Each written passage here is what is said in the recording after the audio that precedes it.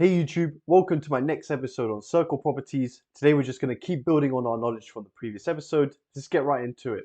So there are some important GCSE circle theorems that you need to remember. Now you don't need to prove them at GCSE, you did.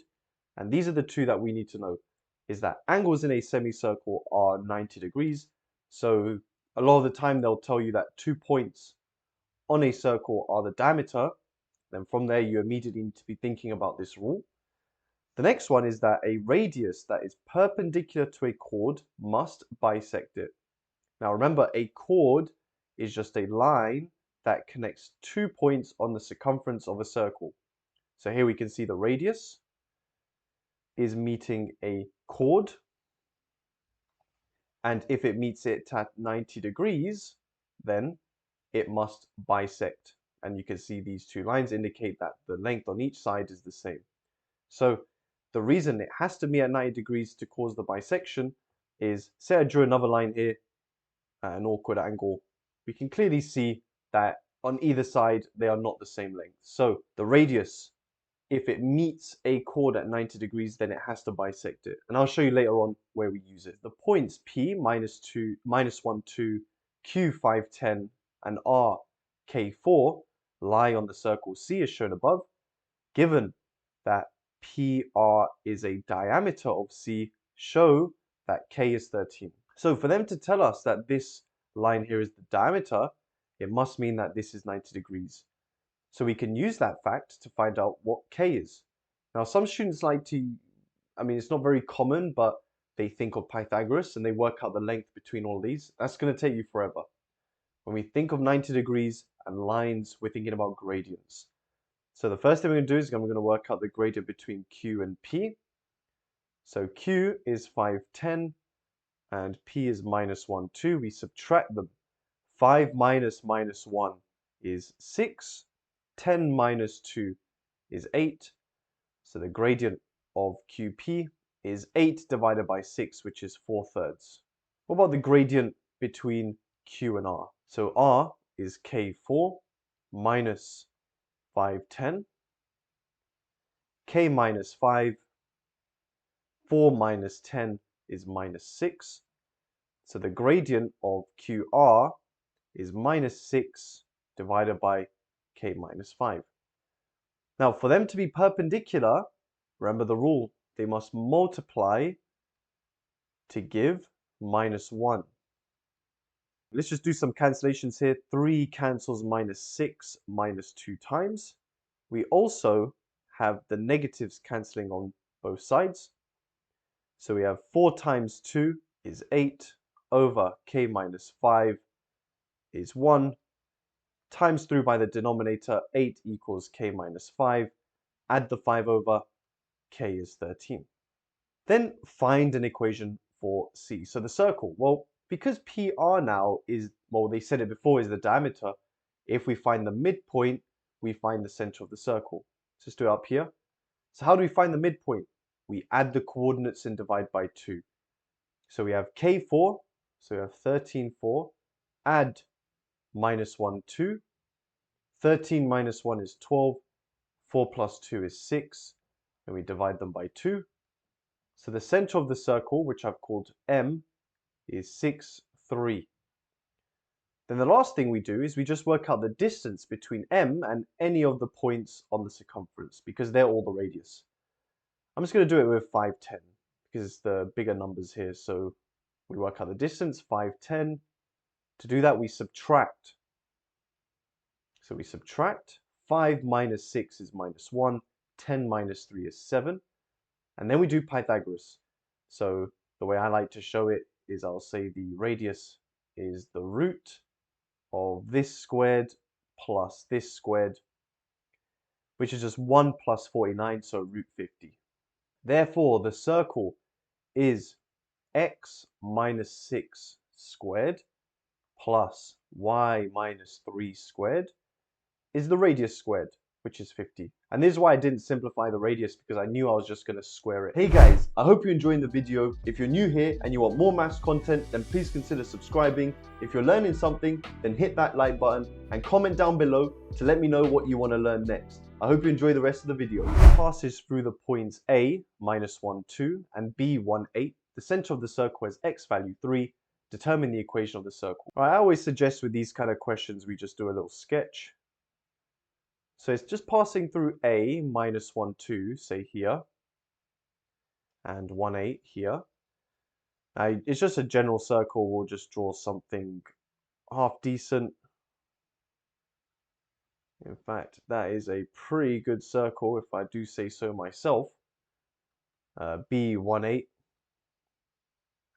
-1, 2. I'm pretty sure they have competitions for who can draw the best circle.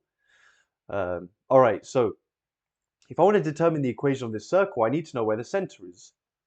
Well, to know where the center is, I'm going to use my other rule. Let's just say it's here. My second rule is that the radius, kind of deface this, but I'm going to use the rule that if I have a chord, the chord meets the radius at 90 degrees because I know that the radius is going to go through the center. So a chord would be going through AB, and the radius, if it meets at 90 degrees, it must bisect.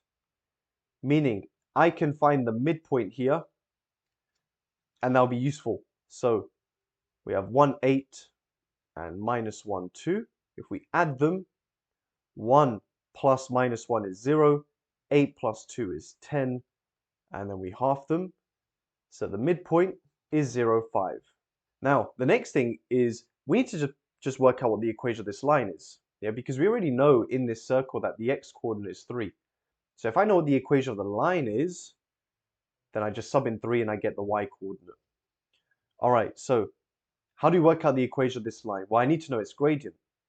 Well, it's perpendicular to this chord, so all I need to do is work out the gradient of this chord by subtracting the coordinates. So 1, 8 minus -1, 2. So you have 1 minus -1, that'll be 2. 8 minus 2 is 6. So the gradient of AB is 6 divided by 2, which is 3. Therefore, the normal would be -1/3. Now, we just need to work out the equation of the line that has gradient -1/3 and goes through 0, 5. Well, nice and easy. We could use y minus y1, but we know it's y-intercept, so we're going to say y equals -1/3 x plus 5. And now we're going to sub in 3 to get the y-coordinate. Yeah? So we're going to say when x equals 3, we get y equals -1/3 times 3 plus 5. Well, 1/3 of 3 is 1, so we get -1 plus 5 is 4.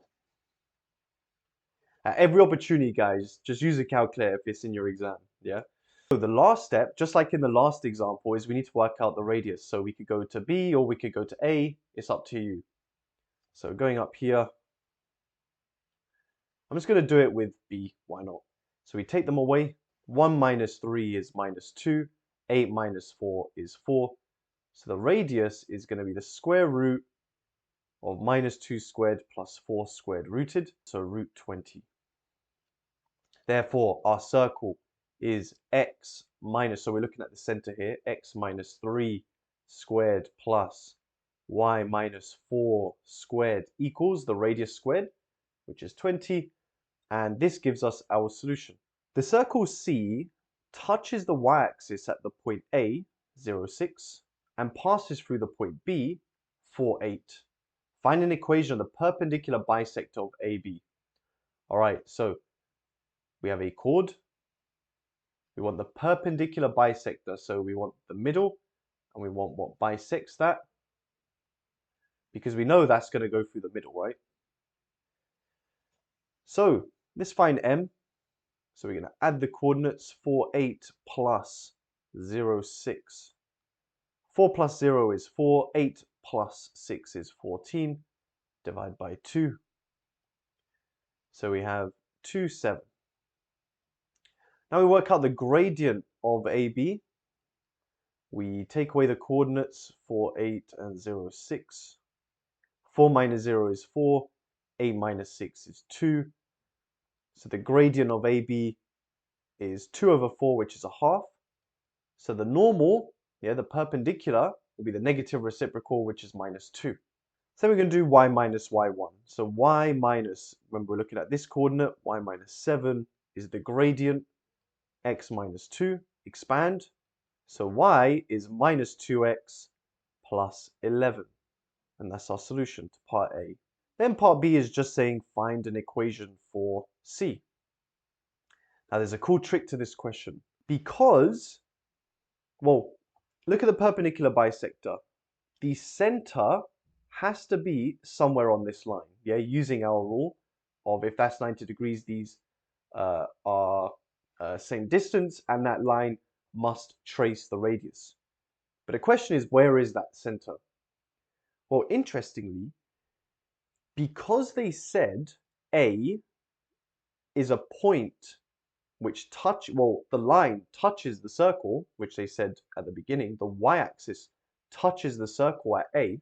If you draw a perpendicular line to that, it must go through the center, because this is a case of, when you have a tangent to the circle, the normal must go through the center. So the center is here. Now, what do we know about this center? We know its y value is 6. So now we can use that 6 and the equation of our line to work out what x is. So we have 6 equals minus 2x plus 11.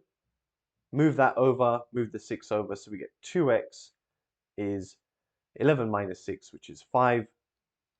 So x is 5 over 2. And now we actually know what the radius is. The radius is this. Well, that radius is just the x value of the center. That distance here is 5 over 2. So we can now write down what the equation of the circle is. So it's going to be x minus 5 over 2 squared plus y minus 6 squared equals the radius, which is 5 over 2 squared, which gives you 25 over 4. And this concludes that problem. Now you could have done if you subtracted the coordinates, you would have just got the same answer. So that is it, guys. So this is circle properties. If you learned anything, please hit that like button, subscribe if you want more maths content, and I look forward to seeing you guys in the next video. Peace.